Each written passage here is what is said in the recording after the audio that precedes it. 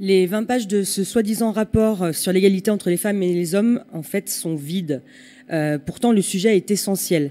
À Saint-Étienne, le taux de chômage des femmes est plus important que dans le reste de la France. Et quand elles travaillent, elles ont encore plus recours à des emplois à temps partiel qu'ailleurs. Et trop souvent, ce n'est pas un choix. Trouver une solution de garde adaptée pour un enfant en bas âge relève encore du parcours du combattant à Saint-Étienne. Pour combler le vide de ce rapport, il a fallu user d'ingéniosité, tant le fond est inexistant. Les restrictions dues à la Covid ont bon dos dans ce cas.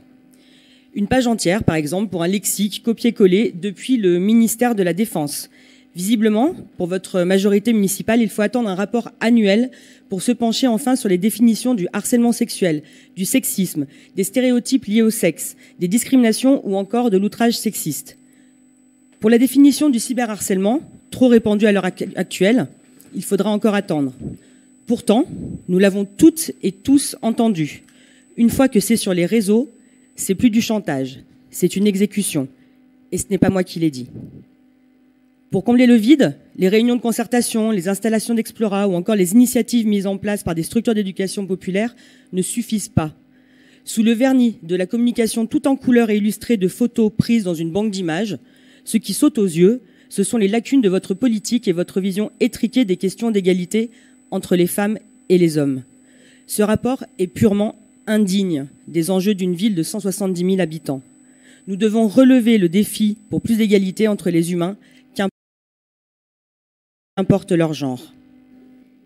Ce rapport est contradictoire par rapport aux années précédentes. Quand on veut faire une réelle politique d'égalité, on se pose la question de l'impact du moindre centime dépensé pour avoir un pilotage fin dans la prise de décision politique. Par exemple, dans votre politique en direction des associations, combien est dépensé pour les activités pratiquées par des femmes? Combien pour les activités pratiquées par des hommes? Avoir une telle information permettrait de mettre en œuvre des levées d'action pour faire évoluer les choses. Nous demandons encore et toujours des indicateurs et des évaluations. À la lecture du rapport, on comprend que le problème est encore plus grave. Car même quand vous avez des chiffres alarmants, vous décidez de ne rien faire. On apprend que 100% des agents qui ont pris leur congé parental sont des femmes. Chiffre ô combien questionnant. Mais dans le plan d'action... Est-ce que je peux terminer ou pas? Oui, merci. Ça commence bien. Il est temps de vous y mettre, il ne reste même pas 3 ans. Votre plan d'action est également rempli de contradictions. Un exemple. Dans le rapport de l'année dernière, vous nous disiez que le guide, je cite, « Recruter sans discriminer » était en cours. Patatras. Cette année, il doit être engagé en 2023.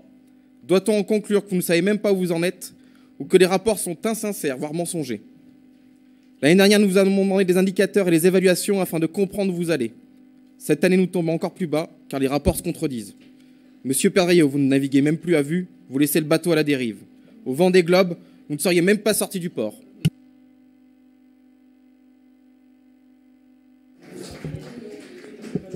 Très bien, merci aux élus de l'opposition d'avoir exprimé leur point de vue. Je vous propose donc de prendre acte de ce rapport sur la situation en matière d'égalité des femmes et des hommes. Et devant des propos si excessifs, si irrespectueux, si caricaturaux, je ne peux pas faire autre chose que de demander aux Stéphanois de prendre acte des déclarations des uns et des autres. Nous avons dit de notre côté ce que nous avions à dire.